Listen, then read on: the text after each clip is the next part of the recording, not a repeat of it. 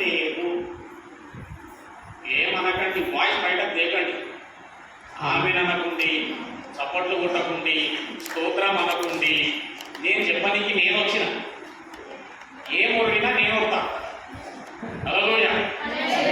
ఏమి మొత్తుకున్నా నేను మొత్తుకుంటా. మీరు మాత్రం మీ ఎనర్జీని బయటకు తేకుండి. ఏం బిడ్డ, ఎందుకంటే మనకు అరిచే చోట్లు వేరే ఉంటాయి బయట. హల్లెలూయా. అరిచే సమయాలు వేరే ఉంటాయి, మాట్లాడేటటువంటి స్థలాలు వేరే ఉంటాయి. కాబట్టి ఇక్కడ ఏం మాట్లాడకండి. ఏమని చెప్పినా, యేసుప్రభు ఏ విధంగానైతే చనిపోయి లేచినాడో నమ్మినటువంటి మనము కూడా రేపటి దినమున చనిపోయి లేచువారమై ఉన్నాము. మనకు కూడా మరణం అనేటటువంటిది లేదు. హల్లెలూయా. సంతోషకరమైనటువంటి సువర్తమానము విన్నప్పుడు ఏం కావాలా? సంతోషించాలా, స్తోత్రాలు, థ్యాంక్ యూ లార్డ్ అనాలా, వందనాలు ప్రభు అనాలా, హల్లెలూయా అనాలా. హల్లెలూయా. అయితే ప్రియమైనటువంటి వారులారా, ఇట్టి విధముగా ఎప్పుడైతే మనము క్రీస్తును నమ్మినామో, ఇట్టి విధంగా నమ్మినటువంటి ఒక వ్యక్తి ఏమంటుందో చూద్దాం. ఫిలిప్పీయులకు రాసిన పత్రిక 3వ అధ్యాయానికి వెళ్దాం. సమయం కొద్దిగానే ఉంది నాకు, ఇక్కడ ఇవ్వబడింది కూడా ఇంకో చోటుకి వెళ్ళాలి కాబట్టి తొందరగా రెఫరెన్స్ ఎవరు తీసినా చదవండి. ఈరోజు ఒక విషయం ఏంటి అంటే, నూతన నిబంధన ప్రకారంగా క్రీస్తు వచ్చిన తర్వాత ఆయన చనిపోయి తిరిగి లేచినాడు అనేటటువంటి ఒక గొప్ప సువర్తమానమును మనము విని ఉన్నాము, దాన్ని నమ్మి ఉన్నాము. ఇందును బట్టి దేవునికి వందనాలు. ఇట్లాగా నమ్మినటువంటి ఒక వ్యక్తి దగ్గరికి వెళ్దాం. 10వ వచనం నుంచి చదవండి. ఫిలిప్పీయులకు రాసిన పత్రిక 3వ అధ్యాయం 10వ వచనం. ఏ విధము చేతనైనను ఎవరంటున్నారు తెలుసా అండి? పౌలు గారు అంటున్నారండి. ఇది పౌలు గారు కూడా ఏమి నమ్మినారంటే, క్రీస్తు నా కొరకు చనిపోయి మరలా తిరిగి లేచినాడు అని నమ్మినటువంటి వ్యక్తితను, నమ్మినటువంటి తాను ఏమంటున్నాడంటే, ఏ విధము చేతనైనా సరే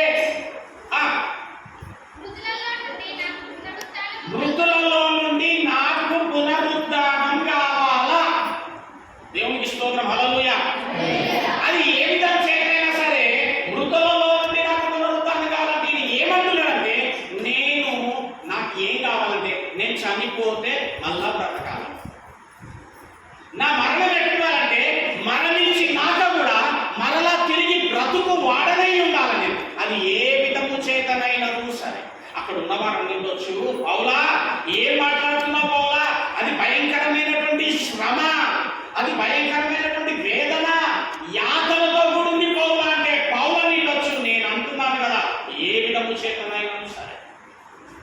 దేవునికి స్తోత్రం. ఏమండి, ఏ విధము చేతనైనా సరే నేను చనిపోతే మళ్ళీ లేవాలా. ఎంతమందికి ఉంటుందో ఈ ఆలోచన? ఉంటుందా ఈ ఆలోచన? ఒకరికి ఏముండాలి ఆలోచన తెలుసా? నేను చచ్చిపోతే మళ్ళీ లేవాలా. నేను ఏముండాలి? నీకు దానికి ఆలోచన ఉండాలా? నేను చనిపోతే నేను మళ్ళీ లేవాలా. అది ఏ విధము చేతనైనా సరే, అది శ్రమ అయినా సరే, ఇరుకైనా సరే, ఇబ్బంది అయినా సరే, కష్టము, నష్టము, దుఃఖము, వెలివేత, నింద, ఆకలి దప్పులు, అది ఏదైనా సరే నేను క్రీస్తు కొరకు బ్రతుకుతా, క్రీస్తులో మరణిస్తా. నా యందు మృతి నొందిన మృతులు ధన్యులు. అంటే మనం మరణం కూడా ఎట్లుండాలి బిడ్డ? దేవుని యందు మరణం ఉండాలి. నా యందు మృతులు అంటే దేవుని యందు మరణించి వారమై ఉండాలి. అంటే నీకు ఎట్టి విధమైనటువంటిది నీ జీవితంలో సంభవించినా ప్రభువా నీకు వందనాలు. ప్రభువా దీన్ని జయించగల, ఓర్చుకోగల సామర్థ్యత, శక్తి బలం నాకు ఇచ్చిన నడిపించు ప్రభువా. ఏది ఏమైతే నా జీవితంలో నేను నిన్నే కలిగి ఉంటాను ప్రభువా, నీకే స్తోత్రం అని చెప్పేటటువంటి వారుగా ఉండాలి. ఉంటామండి క్రైస్తవ జీవితం? చిన్న సమస్య కూడా రావద్దు, చిన్న సమస్య రావద్దు. ఆమె అనగానే కడుపులో పెట్టుకోవాలి, లేకపోతే గుడికి రా. ఎందుకంటే ప్రార్థన చేసిన దేవుని జీవితంలో కార్యము చెయ్యలేడు కాబట్టి నేను రా.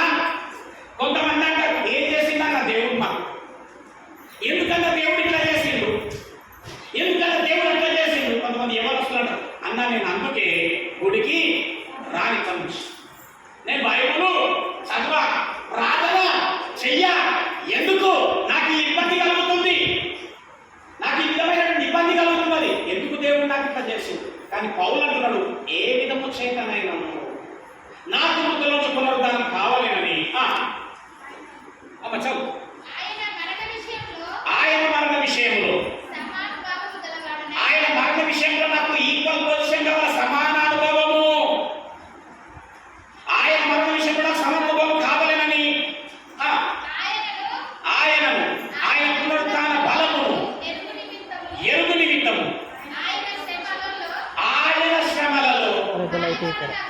చిన్న లైట్ ఎల్లి పాల వాడేదంటేనా ఎల్ల పాలు కావాలంటే దగ్గర నీకు ఎల్ల పాలు కావాలి ఆశీర్వాదాలు సంతోషంతో దీవెనల్లోనే కావాలి నాకు పాలు ఆశీర్వాదానికి ముందు నిలబడమంట సమోస్తే వెనక నిలబడుతున్నారు దేవుడికి హల్లెలూయా బిడ్డ క్రైస్తవ జీవితం పెట్టుకున్నాను తెలుసా ఏది ఏమైనా సరే ప్రభువా ఏది అయినా నేను నీ యందు నిలబడి నేను నీతోనే ఉంటాను ప్రభువా ఏది ఏమైనా నా ద్వారా నా కుటుంబం ద్వారా నువ్వు మహిమ పొందు ప్రభువా నీకు స్తోత్రం అనేటటువంటి ధైర్యము గల విశ్వాసి అయి ఉండాలా హల్లెలూయా దేవుడిలోకి వచ్చినటువంటి ఈ ప్రారంభ దినముల్లో నా కుమారునికి బాగాలేకుండే 10 నెలలు నిమోనియా అటాక్ అయింది అప్పుడప్పుడే వచ్చిన సేవలోనికి ఒక పైస లేదు ఇల్లంతా దుక్కితే రూపాయి కాయిన్ కింద పడదు లేదు పైసలు లేవు 3 రోజులైతుంది దగ్గుతానే ఉన్నాడు డొక్కలన్నీ ఎగేస్తా ఉన్నాడు ముఖమంతా లాకపోయింది పీక్కపోయింది బాధ అనిపిస్తుంది చూపిద్దామంటే పైసలు లేవు ఏం చేయాలో ప్రభా ఎట్లా చేయాలా అక్కడ పక్కకున్నటువంటి వారు అందరూ అంటారు బాబు ఒకసారి హాస్పిటల్ తీసుకుపోయేది నేను అంటున్నా తీసుకుపోతా కానీ తీసుకోపోవడానికి పైసలు లేవు ఒకసారి వచ్చేసి నా దగ్గర ప్రార్థన చేసుకొని ఒక కవర్ ఇచ్చి వెళ్ళిపోయారు ఆ కవర్ అట్లా తీసుకొని అల్మార్లో పెట్టినా నాకు తెలియదు పాకిస్తాన్ తెలియదు ఇంకా ఎందుకంటే నేను పక్కా లోకంలో నుంచి వచ్చినాను అనమాట లోక సంబంధించి భయంకరమైనటువంటి కార్యాలు చేసి వచ్చినాను దేవుడికి అది అల్మార్లో పెట్టి వచ్చిన ఎందుకో ఏమిటో చూద్దాం అనేసి ఒకసారి ఆ కవర్ తీస్తే అందులో 2000 రూపాయలు ఉన్నాయి హల్లెలూయా సరే అని చెప్పి ఏం చేసిన మెదక్లో నిహా హాస్పిటల్ తెలుసా నిహా హాస్పిటల్ తీసుకుపోయినా డాక్టర్ ఇలా ముట్టగానే తిట్టిండు ఫస్ట్ వెంటనే హైదరాబాద్ తీసుకుపోవాలా ఏ మాత్రం కూడా కండిషన్ బాగాలేదు నువ్వు తొందరగా వెళ్ళాలని చెప్పేసి అనేసరికి సరే అని చెప్పేసి అక్కడ హైదరాబాద్ పోలంటే పైసలు మా వాళ్ళకి తెలిసిన వాళ్ళకి ఇచ్చి పంపించిన రోజు బిల్లు పెరుగుతానే ఉంది రోజు హైదరాబాద్కి వెళ్తున్నా నా కొడుకుని చూస్తున్నా ఇంటికి వస్తున్నా ఇంట్లో ప్రార్థన చేసుకుంటున్నా ఏమని ప్రార్థన చేసుకుంటున్నా ప్రభువా చెప్పాలి ప్రభా నా కొడుకుని అని చేస్తా ప్రభా నా కొడుకుని బాగా చేయ ప్రభా నీ సేవలోనికి వచ్చిన ప్రభా నన్ను ప్రభా అవమానపరచకు ప్రభా నా కుమారుని గుర్తు ప్రభా నా కుమారుని కలిసి బాగా చేస్తే నేను ఈ సేవ చేస్తా ఇలాంటి చేయలే హల్లెలూయా ప్రభువా నేను నీ సేవలోనికి వచ్చినప్పుడు నా వెనక చాలా మంది ఏమన్నారు తెలుసా ప్రభువా ఓ బయట పట్టుకొని పోతుందంట విన్నాడు ఓ పోనీలే ఎన్ని రోజులు పోతాడు మళ్ళా రాడా చూద్దాంలే నా వాళ్ళు నా ఇంటి వాళ్ళు వీడు పిల్లలు పెట్టుకొని దేవాదేవా తిరిగితే ఏడుకెళ్ళి వీళ్ళని సాగుతాడు వీడు పని చేసుకుంటా చేసుకోవచ్చు కదా అన్నారు ప్రభువా ఇప్పుడు నేను వాళ్ళ దగ్గర పోయి అన్న అక్క ఇట్లా లేవు కొంచెం పైసలు ఇవ్వనంటే ఏమంటారు చెప్తే విన్నవా చెప్పమంటే ఇంకేమైనా చేసుకో ఎవరిదేమంటే అయితే అంటారు ప్రభా నాకాదు ప్రభా అవమానం నీకు ప్రభా నువ్వు ఒక పని చేయి ప్రభా ఒక పని చేయి ప్రభా నీవు నా కొడుకును అవి ఏమన్నా చేసుకో నువ్వు నా కొడుకుని ఏమన్నా చేసుకో నేను మాత్రం నిన్ను విడిచిపెట్టావు హల్లెలూయా నువ్వు ఏమన్నా చేయి నువ్వు తీసేస్తానుకుంటే నా కొడుకుని తీసి చూపియు నేను నీ సేవ చేసి చూపిస్తాను హల్లెలూయా ఇట్లానే ప్రార్థన చేసిన యోగు కూడా అన్నాడట అప్పుడప్పుడే జ్యోతులు ఫుల్ గరంలో ఉన్నాయి కానీ ఒక్కొక్క వాక్యం చదువుకుంటూ ఏమన్నాడ యెహోవా ఇచ్చాను తీసుకొని పోయాను యెహోవా నామమునకు స్తుతి కలుగును గాక అన్నప్పుడు నేను అనలేనా ప్రభువా నేను అంటున్నా ప్రభువా నువ్వు ఉంచుతా అంటే ఉంచి నా కొడుకుని తీసేస్తా కానీ నేను మాత్రం ఎవరి దగ్గరికి వెళ్ళా నేను అడగా నువ్వు ఏమన్నా చేయి ప్రభా నా కొడుకును తీసి చూపి నేను ఈ సేవ చేసి చూపిస్తాను 4 రోజులు హాస్పిటల్లో 4 రోజుల బిల్లు 25,000 అయింది ఆ రోజు ప్రార్థన చేసుకుంటా ఉంటున్నా ఎవరో ఒక వ్యక్తి నాకు తగ్గుతున్నట్టుగా ఉంది ఆ రూమ్ అంతా కూడా సో అప్పుడు ఒక పాట రాస్తానే అంటే నా ఛానల్ ఎంతమంది చూస్తుంటే నాకు తెలియదు నిజమైన ప్రేమ నీదే దేవా నిమిషమైన నన్ను వీడదు ఈ నీ ప్రేమ నిన్ను కాదన్నా ఏ దారిలో నేనున్నా నన్ను వీడని ప్రేమ నీదే. నిజమండి, అందరూ ఉన్నారు కానీ ఆ టైంలో బిడ్డ నేను చెప్తున్నా, అందరూ ఉన్నారు నాకు, అయినా నేను ఇక్కడ నిలబడ్డాను దేవుని సన్నిధానంలో. ఎవరిని ఆధారం చేసుకోకు, నువ్వు దేవుని ఆధారం చేసుకుని నిలబడు. ఆమేన్, హల్లెలూయా. నువ్వు దేవుని ఆధారం చేసుకుంటే తప్ప నీ బ్రతుకులను వాడికి ముందుకయ్యావు. మనుషులంతా ఎవరు తెలుసా? స్వార్థప్రియులు, ధనాపేక్షులు, వాళ్ళు పింకాలంటారు, వాళ్ళు మేలు చెయ్యనుల్లని వాళ్ళు. అంత పాట ప్రభా, అందరూ ఉన్నారు ప్రభా, ఎవరు లేరు. నిజంగా ఒంటరిగా ఉన్నా, నాకెవరు లేకున్నా, నేనున్నానని మాట్లాడే దేవుడవేసయ్యా. నాలోక జీవితం మ్రాను పైన మోసి కలువరికి నడచిన తానమిచ్చిన ప్రేమ. ముఖాల మీదనే రాసిన పాటలు అనుకోండి. హల్లెలూయా. ఫస్ట్ ఆల్బమ్లో ఫస్ట్ సాంగ్ కదా, ఫుల్ హిట్. 5వ రోజు హాస్పిటల్కి వెళ్ళిన బిల్ ఎంత అంటే నా కౌంటర్ మీద 24,000 చిల్లర అన్నారు. 24,000 చిల్లర కౌంటర్ మీద పెట్టి నా కొడుకుని తీసుకొని వచ్చేసాను. ఇప్పుడు వాడికి అప్పుడు 10 నెలలు కదా, ఇప్పుడు 10 ఏళ్ళు, ఇప్పటి వరకు వాడికి నిమోనియా. చెప్పకూడదు, దేవుడికి మహిమ. ఏం చెప్తున్నాను అంటే, ఏ విధము చేతనైనను ప్రభువా నీకే మహిమ. అట్లాగా పౌలు వృద్ధుల పునరుత్థానము మనం ఇప్పుడు తెలుసుకున్నాము, కానీ పాత నిబంధన ప్రకారముగా కూడా నూతన నిబంధనలోనే కాదు, పాత నిబంధనలో కూడా భక్తులకు దేవుడు తెలియజేసినాడు. ఒక విషయం చూద్దాం. అయితే పౌలు ఈరోజు తెలుసుకున్నావు కదా, క్రీస్తు చనిపోయి లేచిందని తెలుసుకున్నావు కదా బ్రదర్. తెలుసుకున్న నీవు ఎంతమందికి చెప్పగలిగావు? దేవుని నమ్ముకుంటే ఆయన చనిపోతే కూడా మరలా తిరిగి జీవింపజేయగలవాడండి. ఎంతమందికి మనం చెప్పగలిగినామో కానీ ఈయన ఏమేం చేసిందో ఒకసారి చూద్దాం. 1 కొరింథీయులు 15వ అధ్యాయం బిడ్డ. అయితే పౌలు తెలుసుకున్నాడు, ఏ విధం చేతనైనను నాకు కూడా వృద్ధుల పునరుత్థానం కావాలా. ఆయన కాన్సెప్ట్ ఏంటంటే, నేను చచ్చిపోతే మళ్ళీ లేవా? చచ్చిపోతే మళ్ళీ బతుకుందా లేదా తెలుసా నీకు?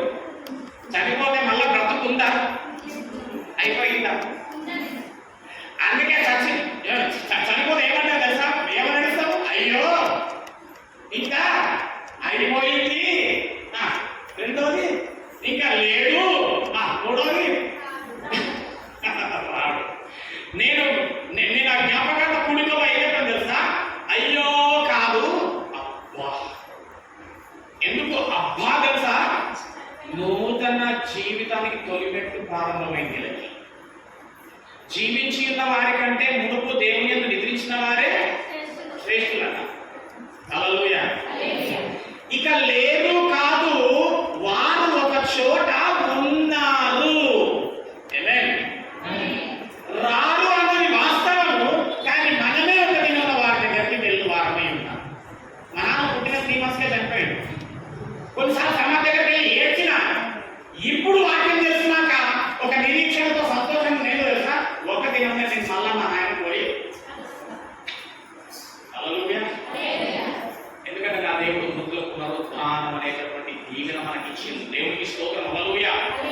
ఆ చదవండి బిడ్డ 15వ అధ్యాయం, 1 కొరింథీయులు 15వ అధ్యాయం 3వ వచనం చదవండి. తెలుసుకున్న పౌలు ఏం చేస్తుందో కొన్ని వచనాలు చెప్తా చాలా జాగ్రత్తగా. మీకు నేను అనుకుంటున్నా, మనకు తెలిసినంత వరకు ఏం తెలుసు అంటే, నూతన నిబంధన ప్రకారంగా క్రీస్తు చనిపోయి లేచినాడు అని తెలుసు కదా. లేదండి, నేనేం చెప్తున్నానంటే, నూతన నిబంధన ప్రకారంగానే కాదు, పాత నిబంధనలో అనేకమైన భక్తులకు ముందే చెప్పినాడు ఈ యొక్క వృద్ధుల పునరుత్థానం సువార్త. చదువు. నాకు ఇవ్వబడిన మొదటి మీకు అప్పగించుకుని అదేంటంటే, లేఖనముల ప్రకారము అండర్లైన్ చేసుకోండి అన్న. లేఖనముల ప్రకారము, లేఖనముల ప్రకారము క్రీస్తు మన పాపముల నిమిత్తము మృతి పొందెను, సమాధి చేయబడెను. మళ్ళీ లేఖనముల ప్రకారము అండర్లైన్, లేఖనముల ప్రకారము అంటే లేఖనముల ప్రకారము. లేఖనముల ప్రకారము అంటే ఏ లేఖనాల ప్రకారం? పాత నిబంధన లేఖనముల ప్రకారం. అది ఇక్కడ పౌలు ఏం చెప్తున్నాడమ్మా?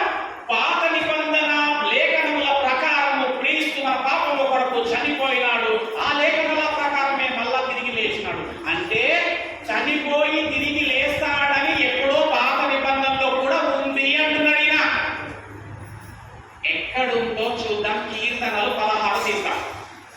కీర్తనలు 16. రైట్, అందరికి అర్థమవుతుంది అనుకుంటున్నాను. ఇప్పటి వరకు మనకు ఇప్పటి విషయం తెలిసి ఏంటంటే క్రీస్తు 2000 సంవత్సరాల క్రితం పుట్టినాడు, వచ్చినాడు లోకం మీదకి, చనిపోయినాడు, పాపపెట్టబడి తిరిగి లేచినాడు. ఇక్కడ తెలుసు. నేనేమంటున్నానంటే ఇక్కడి వరకు ఉన్నటువంటి సబ్జెక్ట్ కాదు ఇది. పాత నిబంధనలో లేఖనములు ఎప్పుడో సెలవిచ్చినాయి. పాత నిబంధనలో దేవుడు ప్రవక్తలకు తన శిష్యులకు ఎప్పుడో చెప్పినాడు.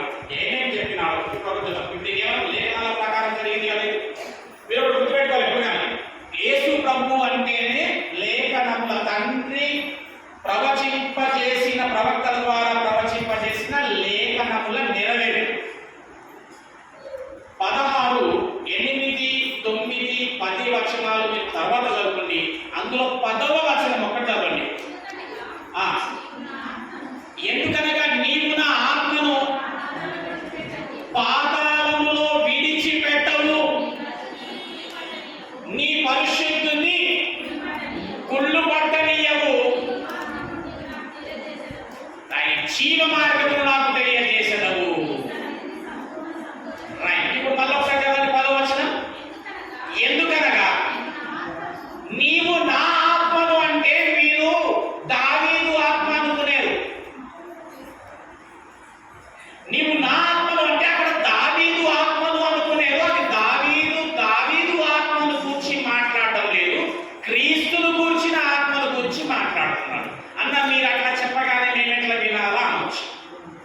అక్కడ దావీదు నా ఆత్మను అంటుంటే నువ్వు కాదంటే మేము ఎట్లా వినాలన్నా అని మీరు అనుకోవచ్చు. మీరు అట్లా అనుకుంటారేమో అని నేను ఒక వ్యక్తిని తీసుకుని వచ్చిన ఇక్కడికి, ఒక మనిషి. ఆయన ఇక్కడ లేడు, అక్కడెక్కడ చూసుకుంటాడు, బైబిల్లో ఉన్నట్టే. రైట్, ఆయన పేరు పేతురు. ఇది అట్లే పెట్టి అపోస్తుల కార్యం కదా, అపోస్తుల కార్యములు 2వ అధ్యాయం. ఇప్పుడు 10వ వచనంలో చదివి బాగుంటుంది కదా అందరికీ. నీవు నా ఆత్మను కుళ్ళు పట్టనీయవు. రైట్, ఒకసారి 9వ వచనం చదివిన కీర్తనలో మీరు లేదమ్మా అపోస్తుల కార్యం కీర్తన. సంతోషించున్నది, నా ఆత్మ హర్షించుచున్నది, నా శరీరం కూడా. నోటీస్ పాయింట్, శరీరం కూడా సురక్షితంగా నివసిస్తా ఉన్నది, నా ఆత్మను కుళ్ళు పట్టనీయవు. ఇప్పుడు 2వ అధ్యాయం అపోస్తుల కార్యములు 24వ వచనం నుంచి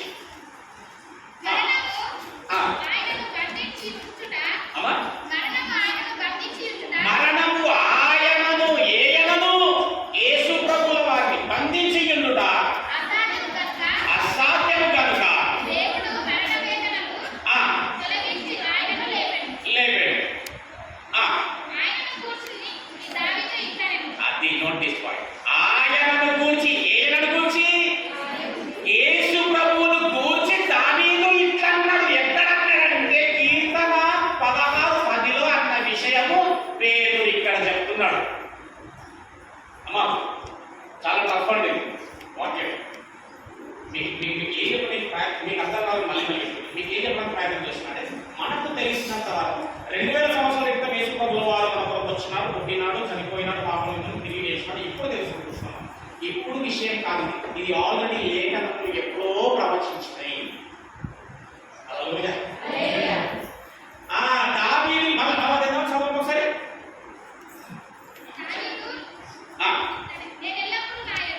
అమ్మా కొంచెం మీద నుంచి దావీదు ఇట్లా అనేది ఉంది కదా. యేసు ప్రభువుని గురించి దావీదు ఇట్లా అన్నాడు. ఏమన్నాడంటే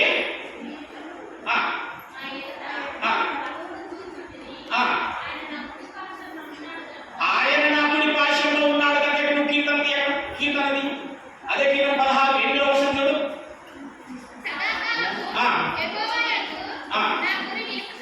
ఇప్పుడు చదవండి.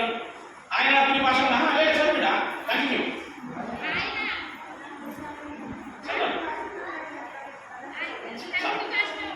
ఉన్నదా కీర్తనలో? అమ్మ నువ్వు ఉండమ్మా, నువ్వు చదువు, కీర్తన చదువు. ఆయన కుడి భాషలో ఉన్నాడు కనుక నేను కదల్చబడను. చదువు.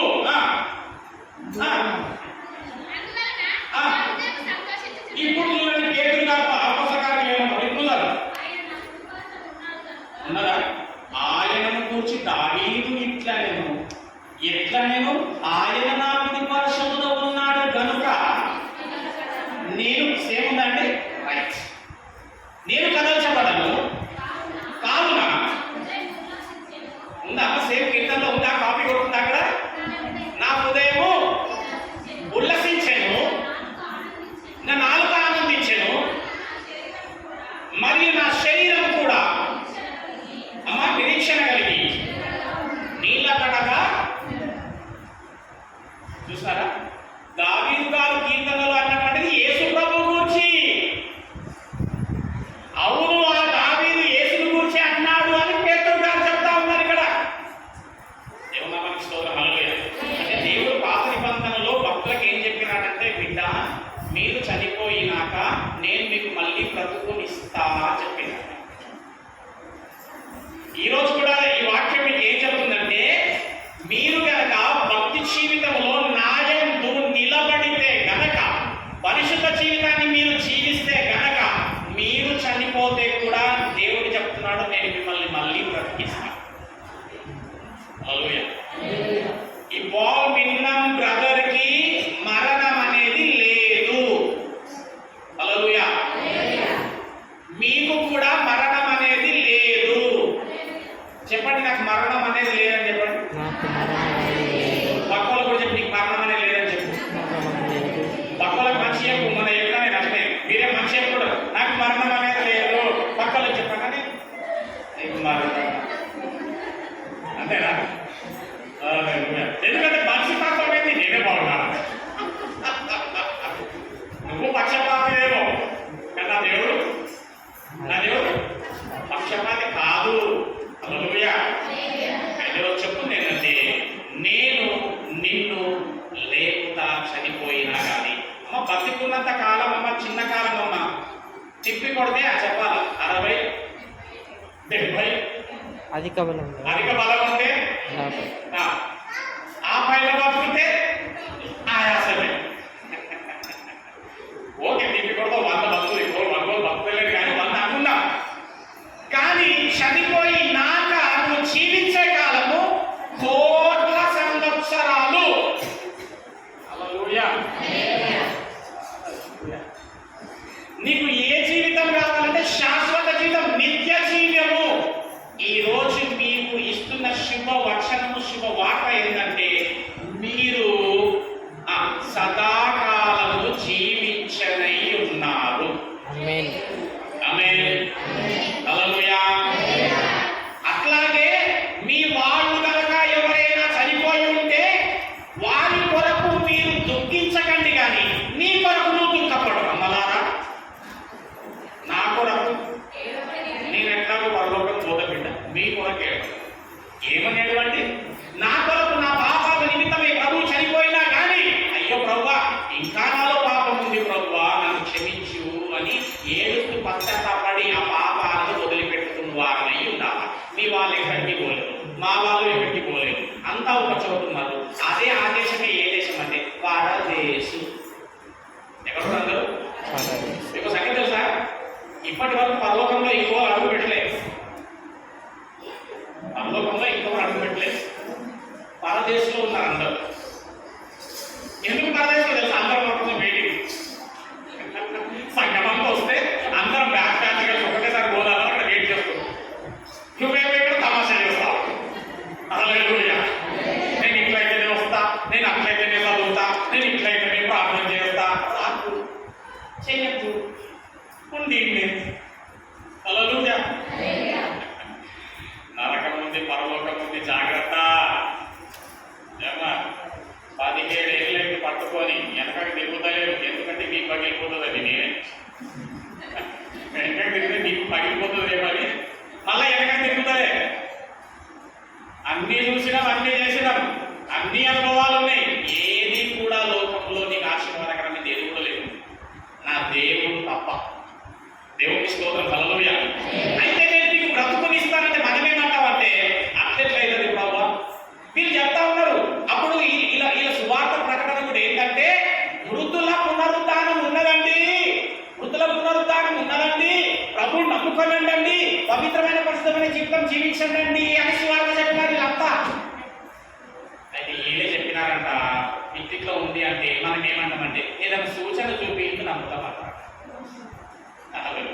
అప్పుడు దేవుడు అన్నాడంట వాళ్ళని, సరే బిడ్డ, రానైన దినములలో నా కుమారుణ్ణి లోకంలోకి పంపుతా, ఓకేనా? ఓకే ప్రభు, సరే. అలాగే మీ పాపాల నిమిత్తమై మీ కొరకే ఆయన మరణిస్తాడు, ఓకేనా? మంచిదండి. ఆ మరణించిన తర్వాత మృతులలో నుండి మరలా నా కొడుకును లేపుతా, అది చూసినప్పుడు అని నమ్ముతారా? నమ్ముతాం ప్రభు. చూసినారా లేదా? అది విన్నారా లేదా? హల్లెలూయా. మృతుల పునరుత్థానం, దేవుడు చనిపోయి తిరిగి లేచినాడని ఒకవేళ మీరు నమ్మిండ్రనుకో నేను మిమ్మల్ని కూడా లేపుతాను, ఎందుకంటే మీరు నా పిల్లలే కదా. కాబట్టి నా కుమారుడిని లేపిన విధంగా నేను మిమ్మల్ని కూడా మరణిస్తే మళ్ళీ. అందుకే అంటాడు ప్రభు, అంటాడు ఏం చేస్తాడంటే నా యందు విశ్వసించిన వాడు ఎన్నడూ కూడా చనిపోడు, చనిపోయినను బ్రతికి ఉండును. దేవునికి స్తోత్రం. వెరీ గుడ్, హల్లెలూయా.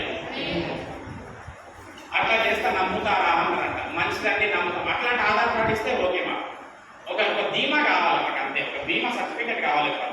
మీరు నిజంగా పంపితే నీ కుమారుని మా కొరకు చనిపోయిన తర్వాత మళ్ళా చనిపోయిన వాడైనటువంటి నీ యొక్క కుమారుని లేపితే మేము నమ్ముతాం ప్రభు అనేసి అంటే అట్లా కూడా దేవుడు చేశారు. అపోస్తల కార్యములు 17వ అధ్యాయం, అపోస్తల కార్యములు 17వ అధ్యాయం ఎందుకనగా నీతిని అనుసరించి ఆ భూలోకమునకు తీర్పు తీర్చబోయే ఒక దినము నిర్ణయించి ఉన్నాడు. మంచిగా వినండి. మృతుల నుండి ఆయనను లేపినందున దీన్ని నమ్ముటకు అందరికీ ఆధార్ కార్డ్ అయి ఉన్నది. ఆధార్ కార్డ్ ఇచ్చేసింది. ఏం ఆధార్ కార్డు? ప్రూఫ్ ఇచ్చేది. మీకు ఏది? ఇదిగో పంపినా, నీ బాబాలు చనిపోయాడు, మళ్ళీ లేపిన. నమ్మితే నిన్ను కూడా నేను మళ్ళా చనిపోతే మాకు లేపిన. బిడ్డ, ఏ విధంగా కూడా అధైర్యపడకండి. అన్న నీవు పలానాది నీకు ఎట్లయితే నీకు తెలుస్తుంటే అన్నా అని నన్ను అనడానికి ఎలాంటి ఛాన్స్ లేదు మీకు. ఎందుకు తెలుసా? ప్రతి విధమైనటువంటి వాటిని నేను ఎదుర్కొన్నా. ఆకలి తప్పులు ఎదుర్కొన్నా, అవమానాలు ఎదుర్కొన్నా. ఏమండి వింటున్నారా? మనుషుల్లో నుంచి అవమానాలు ఎదుర్కొన్నా, మనుషుల నుంచి వెలివేదలు ఎదుర్కొన్నా, ప్రేమించినటువంటి తత్వాలు ఎదుర్కొన్నా. నేను లోకపరంగా కేసులు ఎదుర్కొన్నా, జైళ్ళు ఎదుర్కొన్నా, దెబ్బలు ఎదుర్కొన్నా, అవమానాల నిందలు ఎదుర్కొన్నా. అన్ని అనుభవం గలవాడిగా చెప్తున్నా. ఏది మీకు ఎదురుగా ఉన్నప్పటికీ మీరు భయపడకండి. సమాధి రాయి ఏమైందంట? ఎట్లా దొరికింపబడ్డది? ఏ విధంగా దొరికింపబడ్డదంటే ఎవరు దొరికించారు? అమ్మా, ఎవరు దొరికించారు? ఇంతకు చదివారు. సమాధి పెట్టిండ్రు, కావలి వారు అందరూ. తర్వాత ఏం జరిగింది? దూతలు వచ్చినాయి, దూతలు కూర్చున్నాయి, రాయి దొరికింపబడ్డది. రాయి ఎట్లా దొరికింపబడ్డది?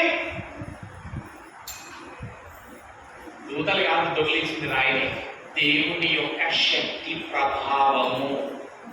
హల్లెలూయా. ఆ బలమైనటువంటి రాయి సహితము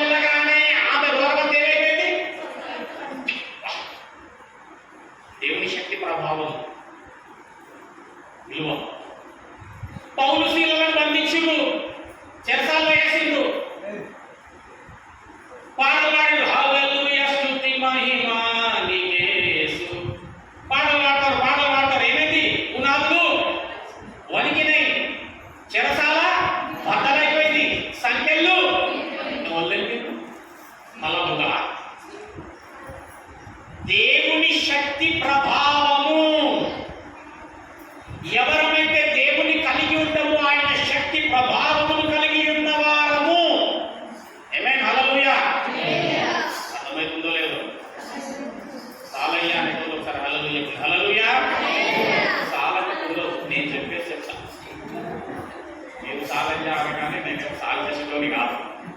దేవునికి స్తోత్రం. హల్లెలూయా. ఏమండి, ఎవరైతే దేవుని యందు ఉంటారో, ఎవరైతే పరిశుద్ధ పవిత్రమైన జీవితం కలిగి ఉంటారో, దేవుని ప్రభావం, దేవుని శక్తి వాడి యందు ఉంటుంది అని. రాయినే దొర్లించినటువంటిది, ఇనుప సంఖ్యలనే తూర్తునీలుగా చేసినటువంటిది. నేను అంటున్నాను, నీ ప్రాబ్లం ఎంత? హల్లెలూయా. మనకి శిల్వ ధ్యానాలు విన్నారా? ఇక్కడ విన్నారా? నా దేవా నా దేవా ప్రశ్నించిందా తండ్రి? ప్రశ్నించింది కదా, ఎందుకు చేయించినాడు? మరి ఏం విన్నారు? అట్లా అడుగుతుంది బ్రదర్.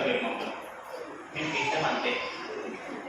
మాదేంటంటే పాలసీ వింటాము. ఎందుకంటే మాకు 2 చెవులు ఉంటుంది. మీరు అట్లా ప్రశ్నించవద్దు, మీరు చెప్పండి. మళ్ళా సేమ్ ఇప్పుడు మీరు చెప్పే పునరుద్ధాన్ని కూడా వింటాము, బయట కూడా విడిచిపెట్టి. ఇక్కడ మాకు మస్తు పనులు ఉన్నాయి కదా, నేను బిజీ. ఇట్లా విని హృదయమనే పలకపై రాసుకోండి. అట్లాంటి మాట కుదరదండి. మాట వాక్యం నీ లోపల ఉంటేనే ఆ శక్తి గల వాక్యం నేను నడిపిస్తాను. ఆ శక్తి గల వాక్యం నీ జీవితంలో, నీ బ్రతుకులో కార్యములు చేస్తుంది, ఘన కార్యములు చేస్తుంది. హల్లెలూయా. నా దేవా నా దేవా ఎందుకు చేయి విడిచినామని అంటే, తండ్రి ఆ యేసు ప్రభువుల సర్వమానవాళి పాపాలు తన పైన వేసుకున్నాడు కాబట్టి, తండ్రి అయినటువంటి ఆ దేవుడు పాపమును ముట్టడు కాబట్టి, పాపము శోధికి రాడు కాబట్టి, పాపముకి అసహ్యం కాబట్టి, తండ్రి కుమారుని యొక్క చేతును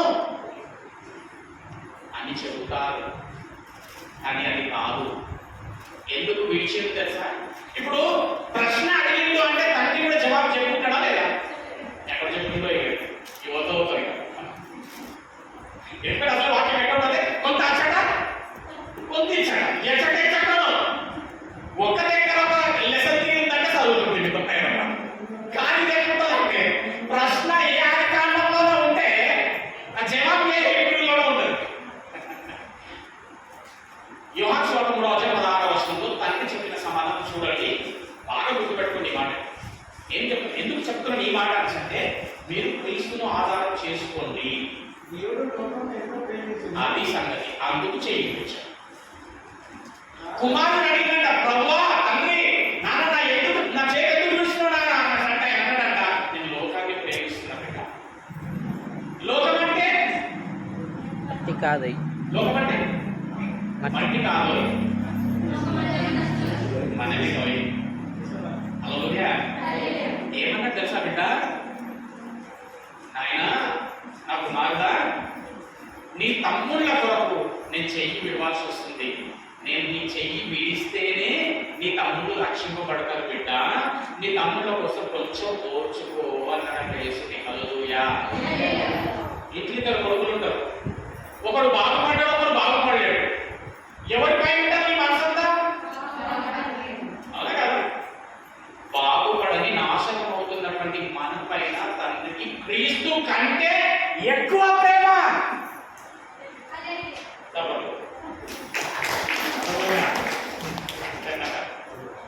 మిన్న బ్రదర్ అంటే దేవుడికి క్రీస్తు కన్నా మిన్న ప్రేమ.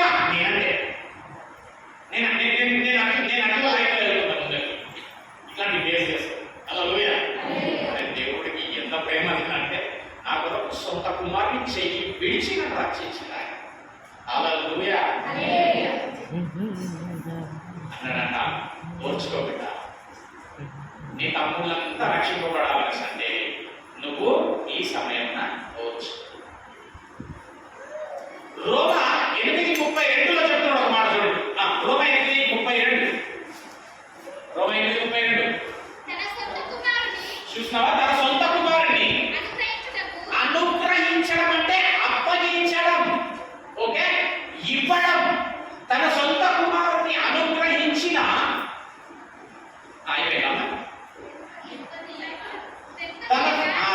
వాక్యం ఎట్లా చదవాలి తెలుసా?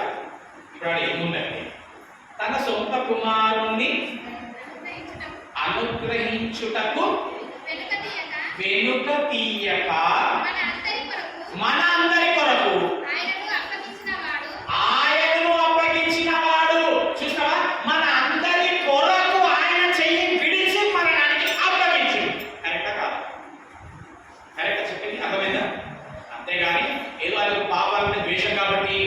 యేసుప్రభు మీద అందరి పాపాలు ఉన్నాయి కాబట్టి ముట్ట ప్లేస్ లేక జాగా లేక విడిచిపెట్టిన అనేటటువంటి కూడా చెప్తా ఉంటారు. అది కాదు, అసలు నన్ను ప్రేమించదు కాబట్టి యేసు చెయ్యి విడిచినాడు అన్నారు. హల్లెలూయా.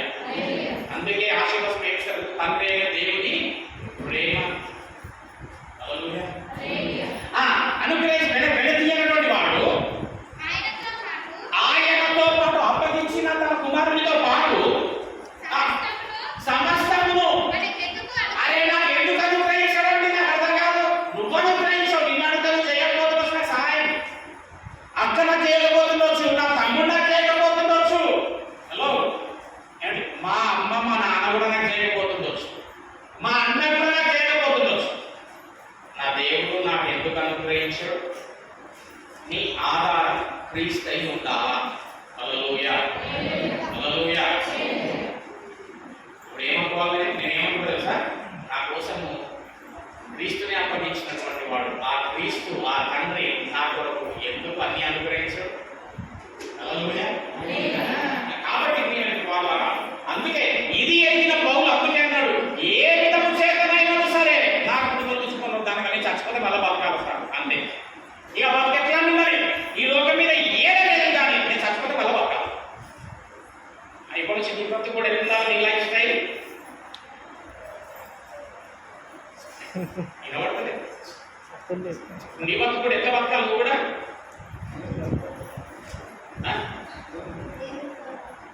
నేను చస్తే మళ్ళా బతకాలంటే ఎంత బతకాలా?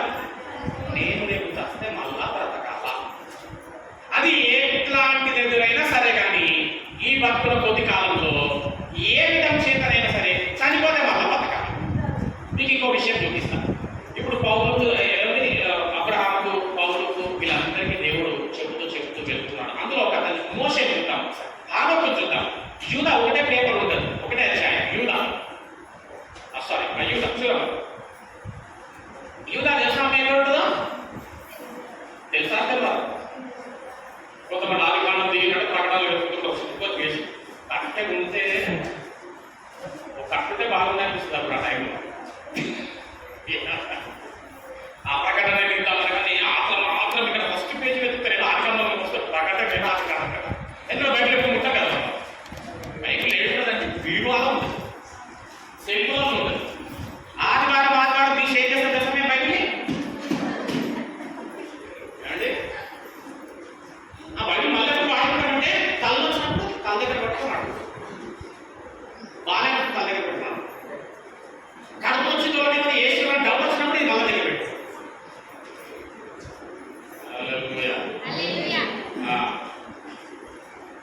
ఏం చెప్తా? యూదా 14:15 ఆదాము మొదలుకొని 7వ వాడైన హానోకు కూడా దేని గురించి ప్రవచించి ఇట్లాన్నాడు చూడండి. అందరికీ తీర్పు తీర్చుటకు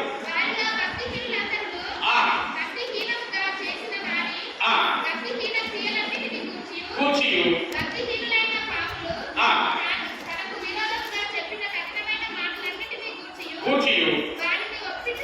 ఒప్పించుటకును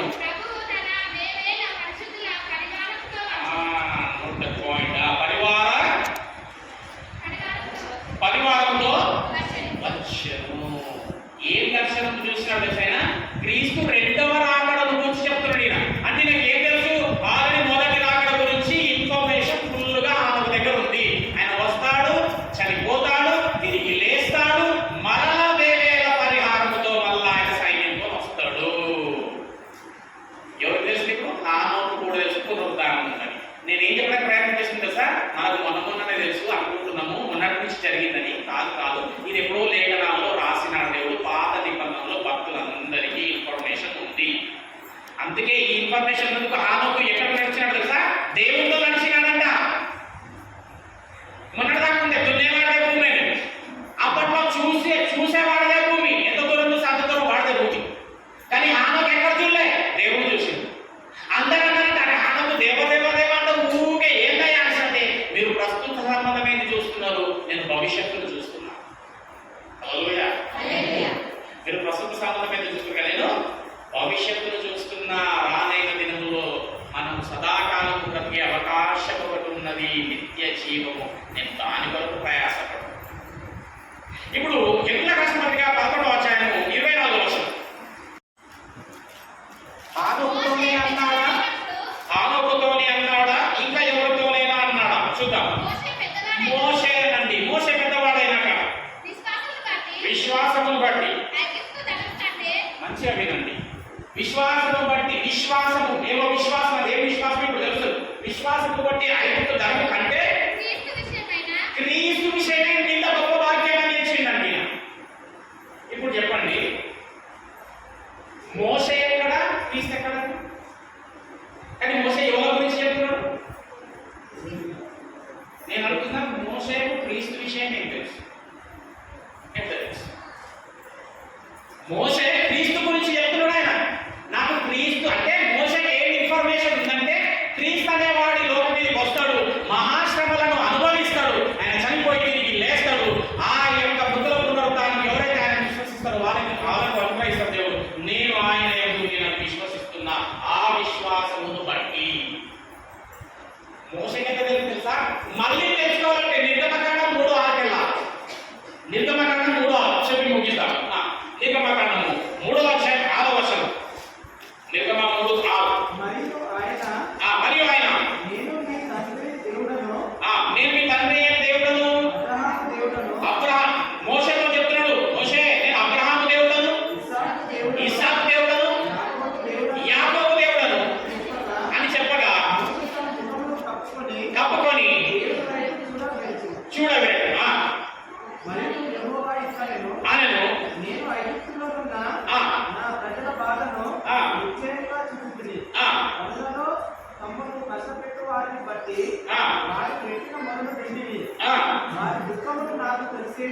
తెలిసే ఉన్నది. నేను అబ్రహాము దేవుడను, ఇస్సాకు దేవుడను, యాకోబు దేవుడను, నేను మృతుల దేవుడను కాదు అన్నాడు ఆయన. అప్పటివరకు అబ్రహాము, ఇస్సాకు, యాకోబు చనిపోయారు. మరి మృతుల దేవుడను కాదు అంటే అర్థమైంది, వాళ్ళు ఎక్కడో ఇంకా బ్రతికే ఉన్నారు. దేవుని నామానికి వందనాలు. హల్లెలూయా, హల్లెలూయా. ఈ యొక్క పునరుత్థాన దినమున నీవు నేను తెలుసుకొని హృదయంలో పదిలపరుచుకొని బ్రతకవలసింది ఏంటంటే, నేను బ్రతికే కాలము కొద్ది కాలమే. నా క్రీస్తు నా కొరకు చనిపోయి ఏ విధంగానైతే లేచినాడో నన్ను కూడా లేవు చనిపోతే లేపుతాడు, నిత్య జీవం అనుగ్రహిస్తాడు, నిత్యము నేను బ్రతుకుతానన్నమాట అని క్రీస్తు పైన ఆధారపడి బ్రతకవలసిన వారమై ఉన్నాము. దేవునామానికి వందనాలు. హల్లెలూయా. నిద్ర వచ్చేతో చెప్పండి హల్లెలూయా, హల్లెలూయా. ఏమి దేవునికి స్తోత్రం. ఎప్పుడైతే క్రీస్తు శిలువ పైన చనిపోయినాడో మరణం అనే ముళ్ళును విరిచి వేసినాడు. మీకు ఒక 2-3 వచనాలు చదివి నేను ముగిస్తాను. ఓకే, ఎందుకంటే ఎప్పుడు వినలేదు అని నేను అనుకుంటున్నాను. కాబట్టి ఒక 2-3 వచనాలు నేను చూపిస్తాను. రైట్. యెషయా గ్రంథము 25వ అధ్యాయం. కాబట్టి ఈ ఇన్ఫర్మేషన్ పాత నిబంధనలో సైతము భక్తులందరికీ కూడా ఈ ఇన్ఫర్మేషన్ అందజేయబడింది. అది తెలుసుకున్నటువంటి అపోస్తలులు కూడా వాళ్ళ పరిచర్య, వాళ్ళ సువార్త ఏమి ప్రకటించినారంటే, క్రీస్తు నీ కొరకు చనిపోయి తిరిగి లేచినాడు, మీరు క్రీస్తును నమ్ముకోండి, క్రీస్తు పైన ఆధారపడి బ్రతకండి, మిమ్మల్ని కూడా దేవుడు చనిపోయినాక తిరిగి లేవనెత్తి మీకు నిత్య జీవం అనుగ్రహిస్తాడండి అని సువార్త ప్రకటిస్తూ వెళ్ళినారు. కనుక మనం కూడా ఎన్ని వారమై ఉండాలి అంటే, క్రీస్తు మృతుల పునరుత్థాన సువార్తను ప్రకటించేటటువంటి వారమై ఉండాలి. అట్టి విధమైన బతుకల వారమై ఉండాలి. 14వ వచనం, 8వ వచనం, 28 యెషయా. మరెన్నడూను ఉండకుండా మరణమును మొదటి కొరంథీ తీయండి, ఇంకొక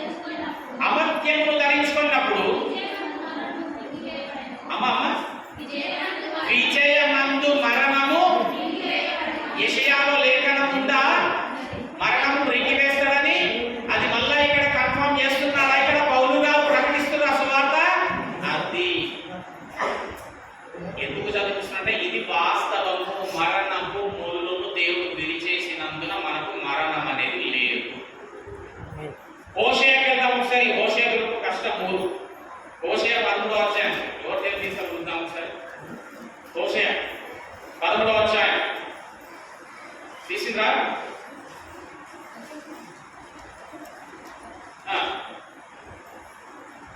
హోషేయ అమ్మ మొదటి కొరింథీ అన్ని పెట్టండమ్మా. మొదటి కొరింథీ 15వ అధ్యాయం, మొదటి కొరింథీ 15వ అధ్యాయం అన్నీ పెట్టండి తల్లి. ముగించుకుందాం.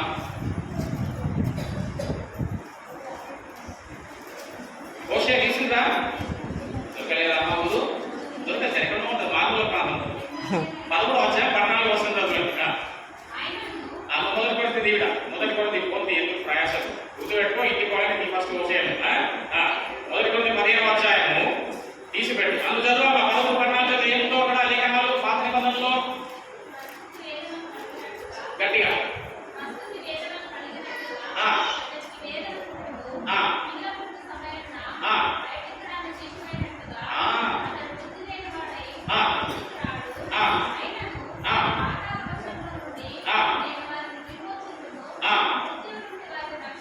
రక్షించును. ఓ మరణమా నీ విజయం ఎక్కడా? ఓ మరణమా నీ ముళ్ళెక్కడా? రైట్. మొదటి కొరింథీ 15వ అధ్యాయం తీసినావా? 55వ వచనం ముగించుకుందాం. ఉందా సేమ్ అక్కడ? అదే ఇక్కడ ఇదే ఉందా? ఎందుకు కన్ఫర్మేషన్స్ ఇస్తున్నా తెలుసా? ఇవి వాస్తవముగా జరిగినవి. తండ్రి ప్రవచించిన ప్రవచనములను నెరవేర్చడానికి క్రీస్తు ఈ లోకం మీదకి వచ్చి, చూసినా ఏదేదైతే పాత నిబంధనలో ప్రవక్తల ద్వారా దేవుడు ప్రవచించినాడో అవన్నీ కూడా కొత్త నిబంధనలో క్రీస్తు ముగించినాడు. అందుకే సిలువ పైన 6వ మాట ఏమన్నాడు? సమాప్తమైనది. ఏం సమాప్తమైనది? చాలా మంది చచ్చిపోయినప్పుడు అంటారు, ఇంకా చెప్పాలి అయిపోయిందిరా. ఏమైపోయింది? నా బతుకు సమాప్తమైంది. నేను చేసిన బతుకు, నేను చేసిన బతుకు ఇక సమాప్తమైంది. ఈయన సమాప్తమైంది, నా బతుకు సమాప్తమైంది అంటలే. నీవు నాకు ఇచ్చిన పని కంప్లీట్ చేసిన తండ్రి. హల్లెలూయా. రేపు ఏమనగలగాలి మనం కూడా? తండ్రి ఏమన్నా సమాప్తమైంది ప్రభా. నువ్వు ఏ విధంగా అయితే నన్ను జీవించమన్నావు అదే విధంగా నేను జీవించి సమాప్తం చేసి అన్ని సమాప్తమే. చెడు చూడొద్దను, వినొద్దను, మాట్లాడతాను, నడవద్దను, ఎవరి గుళ్ళొద్దను, కుతంత్రాలతోనూ పరిశుద్ధత పవిత్రత కావాలను. ప్రభువా నీ గురించి చెప్పమన్నావు, నీ గురించి నిలబడమన్నావు, నీ గురించి ఇవ్వమన్నావు. సమాప్తమైనది ప్రభువా. ఆత్మలో భారమన్నావు, ఆత్మలో నడిపించమన్నావు, నడిపించిన ప్రభు సమాప్తమైంది ప్రభువా. నాకు చచ్చిపోయే ముందు. హల్లెలూయా. ఇక 7వ మాట ఏమన్నాడు? తండ్రి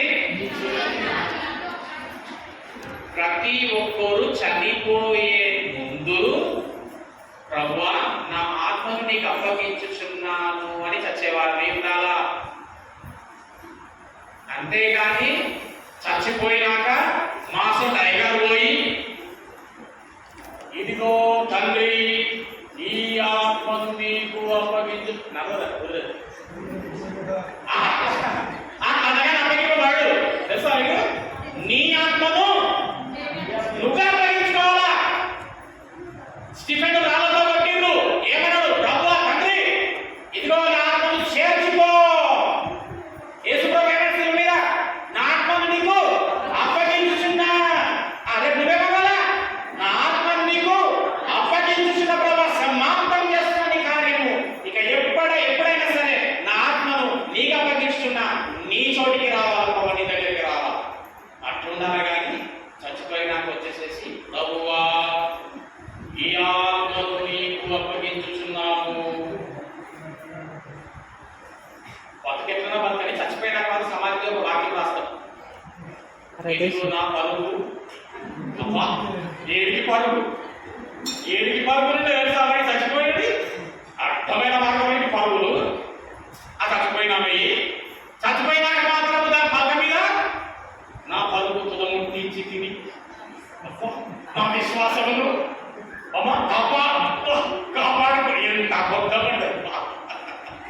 హల్లెలూయా. వాక్యం రాయగానే కాదు కుదరదండి.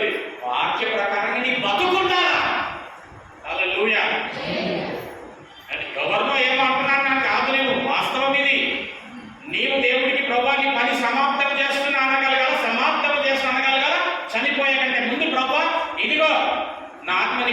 అప్పగించుకుంటున్నా ప్రభా, ఏ క్షణమైనా సరే నేను చస్తే నా ఆత్మ నీ దగ్గర రావాలి, నీకు అప్పగించుకున్నా, నన్ను నేను నీకు అప్పగించుకుంటున్నా, నా ఆత్మ నీకు అప్పగిస్తున్నా అనేటటువంటి వారమే చెప్తావా.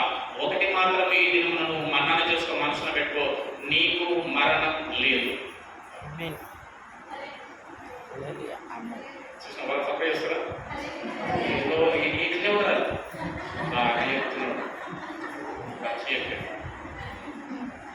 దేవుడు నిన్ను ఆశీర్వదిస్తున్నాడు అలా లోపల. ఎదిగో దేవుడు నిన్ను గద్దిస్తున్నాడు, గద్దిస్తూ కన్నా మాటనే ఉంటుంది. సేమ్ ఎక్స్ప్రెషన్ నాది. దేవుడు నేను ఆశీర్వదిస్తుంది బిడ్డ, దేవుడు నేను గద్దిస్తుంది. ఎందుకంటే మారదా తెలుసా, మనిషి ఇక్కడ ఉంటాడు కానీ అది సంగతి. మీరు ఇక్కడ అంతా ఉంటారు, నేను మీరు మీరు మీరు లేరంటే మీరున్నారు. లేకపోతే ఇంత మంచి మాట, మనకు మరణం లేదు అంత లేము అంటే అర్థమైంది. ఎక్కడ డోర్ పెట్టి వచ్చిందో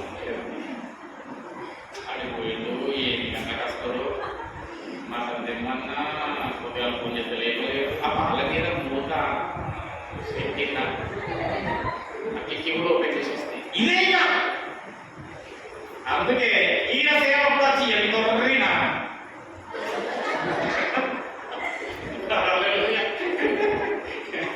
అందుకే మీరు సున్నం కొట్టినా అంటే పోవాలి. మళ్ళా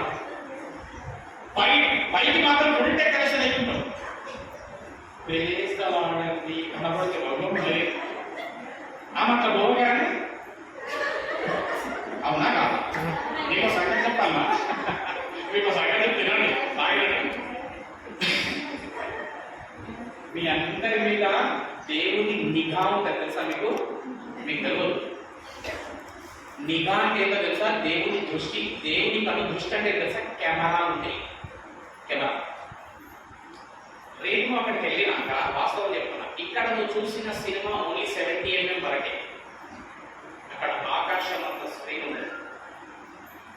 అక్కడ ఆ స్క్రీన్ పైన నీ పిక్చర్ నువ్వు చేసినటువంటి అసాంఘికమైనటువంటి అసభ్యకరమైనటువంటి కార్యాలు పడుతుంటవి, అందరూ చూస్తుంటారు. అప్పుడు నువ్వు నీ ముఖము దించుకోవలసి వస్తుంది సిగ్గు చేత. ఇది వాస్తవం. అన్నా ప్రేస్ బాగుందమ్మా, ఈ ఎక్స్ప్రెషన్ పడతా, ఆమె పోయినా ఇచ్చిన ఈ ఎక్స్ప్రెషన్ పడతా.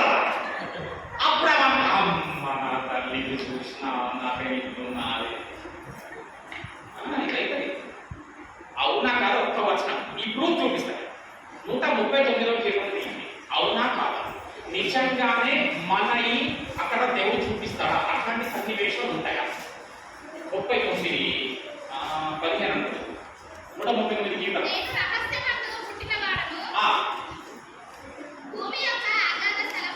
కొంచెం మీరు బొమ్మ 13 రైట్. ఇది చూడండి, బాగా గుర్తుపెట్టుకోండి. అర్థం కాబట్టి చేయలేకపోతే నేను మళ్ళీ చెప్తాను. నా అంతరంద్రియములను నీవే దావీదు దేవునితో మాట్లాడుతున్నావు. అవునా కదా? దావీదు దేవుడు అంటాడు, ప్రభువా నా అంతరేంద్రియములను నీవే కలుగజేసినవి. అమ్మా మంచిదేనండి, అర్థం కాబట్టి చేయలేకపోతే నేను మళ్ళీ చెప్తా. నా తల్లి గర్భమునందు నన్ను నిర్మించినోడు నిజంగా నీవే ప్రభువా. ఆమె చదువుతుంది, అందరు నా చూడండి, ఆమె చదువుతుంది నా చూడండి. ప్రభువా నా అంతరేంద్రియములను కలుగజేసిన వాడు నిజంగా నువ్వే ప్రభువా.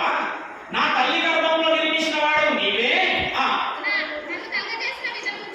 నన్ను నీవు కలుగజేసిన విధానమును చూడగా భయమును ఆశ్చర్యము ఇది పని గడగడ గడగడ అవుతున్నాడు దావీదు. ఏంటో తెలుసు అక్కడ జరిగినటువంటి సన్నివేశం మంచిగా. దావీదు తల్లి గర్భములో దేవుడు దావీదును నిర్మిస్తున్నటువంటి ఆ విధానమును దావీదు చూపిస్తున్నాడు. దావీదు తల్లి గర్భంలో దేవుడు నిర్మించేటటువంటి నిర్మాణాన్ని దావీదు చూపిస్తుంది. చూడు దావీదు ఒకసారి. అప్పుడే అనుకుంటూ ప్రభువా నీవు నన్ను కలుగజేసిన విధానం చూడగలవు. మేము ఆశ్చర్య కలిగిన ప్రభావి నిర్మిస్తున్నావు. అంటే దావీదు నిర్మాణాన్ని దావీదు చూస్తున్నాడు. రేపు నీ యొక్క వేషధారణలను నీవు చూస్తున్నావు. అంటే అందరి సినిమాలు రికార్డ్ అయి ఉంటవి, అందరిపైన కెమెరా ఉంటుంది. జాగ్రత్త. సాయంత్రం కాగా చీకటి పడగానే ఎక్కడికో వెళ్ళిపోతుంది పెద్ద మనుషులు అందరూ. అలా కూడా పోయి ఏడ కూర్చుంటున్నాడు. ఆ చీకట్లో కూడా మళ్ళీ కూర్చుంటారు. ఆకు పోల కనపడదు. పిల్లలు పాలు లేకుండా కళ్ళు చూసుకొని ఎవరు చూస్తలేదు. మనం కూడా పాలు లేకుండా అనుకున్నమాట. ఎవరో సాటు పోయి ఆ రాయి సాటుకో, ఆ చెట్టు సాటుకో, ఈ సాటుకో పోయి కూర్చున్నాడు. ఇక మనకోడు ఆయన రికార్డ్ అవుతుంది చెప్పడం. ఈడ పెట్టి ఇట్లా కొట్టి ఇదంతా అడుగుతుంది. ఇది జరుగుతుంది. జాగ్రత్త. మీ బతుకు విధానాలు జాగ్రత్త. ఎవరు లేరు అని ఎప్పుడు అనుకోకండి. ఒక ఆయన ఉన్నాడు. ఆయన నీతోనే నీలోనే ఉంటాడు. ఆయన నీకా నీపైన ఉంటది. కాబట్టి మనము ఏ విధంగా బ్రతకాలంటే, నా దేవుడు నన్ను చనిపోతే మరలా లేవనెత్తేవాడు. నేను బ్రతికు కాలం కొద్ది కాలమే కానీ జీవించు కాలము కోట్ల కాలమే ఉంది. కాబట్టి నీ యొక్క దృష్టి అక్కడ ఉండాలి. పౌలేమన్నా నా గురి యొక్కకే నా పరుగు. మన పరుగులు ఎక్కడ కాబట్టి లోకంలో దేన్ని కూడా ఆశించకుండా ఇంకా ఇంకా చెప్పాలంటే చాలా వర్తమానం ఉంది. కేవలం పునరుద్ధానం గురించి అబ్రహాముతో దేవుడు మాట్లాడినాడు. అంటే అబ్రహాముకు తెలుసు, హానోకుకు తెలుసు, మోషేకు తెలుసు, తర్వాత నూతన నిబంధనలు పౌలుశీలకు తెలుసు, అపోస్తులకు తెలుసు. వాళ్ళంతా కూడా ప్రకటించింది సువార్త ఏంటంటే దేవుడు చనిపోయి తిరిగి లేచినాడు. నీకోసమే, నువ్వు నమ్మితే నిన్ను కూడా తిరిగి లేపుతాడు. ఈ రోజు కూడా మీకు ఇచ్చే శుభవచనం ఏంటంటే, మనందరికీ కూడా ఎవరికి కూడా ఇక్కడ మరణం అనటం లేదు. మరణము దేవుడు తన మరణం ద్వారా రింగి వేసినాడు. ఆ మరణం విరిచేసినాడు. మనం ఎప్పుడు జీవించే వారమే ఉన్నాం. అందుకే ఒక క్రైస్తవుడు చచ్చిపోయినా చెప్పొద్దట, దేవుని యందు నిద్రించిందండి ఫలానాడు అని చెప్పాలంట. ఇట్టి కృప దేవుడు అనుగ్రహించి ఉండగా దేవునికి నేను వందనాలు చెల్లిస్తూ, ఇంత సమయం ఇచ్చినటువంటి సంఘస్థులకు, సంఘ సభ్యులకే కానీ లేదా అవకాశం ఇచ్చినటువంటి అయ్యగారికి కానీ మీ అందరూ కూడా నీకు కృతజ్ఞతలు తెలియజేస్తున్నా. దేవుడు మిమ్మల్ని మీ వ్యక్తిగత జీవితాలు, మీ కుటుంబాలను దేవుడు ఇంకా